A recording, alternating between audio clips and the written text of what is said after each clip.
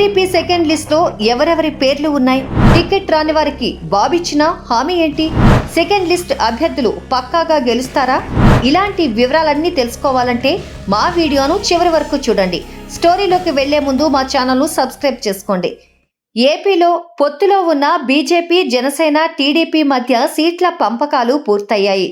TDP 144, Janasena 21, BJP 10 assembly స్థానాల్లో పోటీ చేయాలని డిసైడ్ అయ్యాయి. ఇక పార్లమెంట్ స్థానాల్లో టీడీపీ 17, బీజేపీ 6, జనసేన 2 చోట్ల పోటీ చేయనున్నాయి. ఇప్పటికే 94 పేర్లతో తమ అభ్యర్థుల తొలి జాబితాను రిలీజ్ చేసిన టీడీపీ తాజాగా 12 అసెంబ్లీ స్థానాలకు అభ్యర్థులను ప్రకటించింది. ఇందుకు సంబంధించిన లిస్ట్ సోషల్ మీడియాలో తెగ వైరల్ అవుతోంది.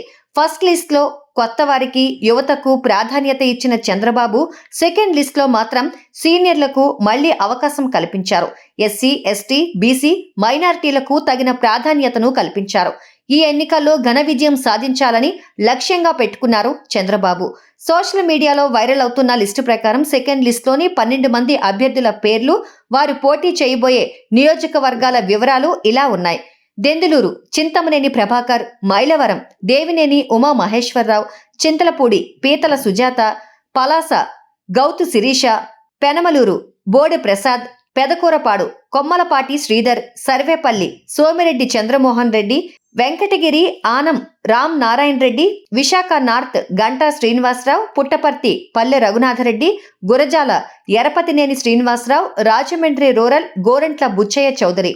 ఫస్ట్, సెకండ్ ఇలా 2 జాబితాలను కలిపి మొత్తం 106 మందిని అభ్యర్థులను ప్రకటించినట్టయింది. అన్ని సామాజిక వర్గాలకు తగిన ప్రాధాన్యం ఇస్తూ మార్పులు చేశారు. టీడీపీ టికెట్ ఆశించి వివిధ కారణాల వల్ల టికెట్ దక్కని వారిని పార్టీ నామినేటెడ్ పోస్టుల్లో నియమించి వారి సేవలను వినియోగించుకుంటామని చంద్రబాబు హామీ ఇచ్చారు.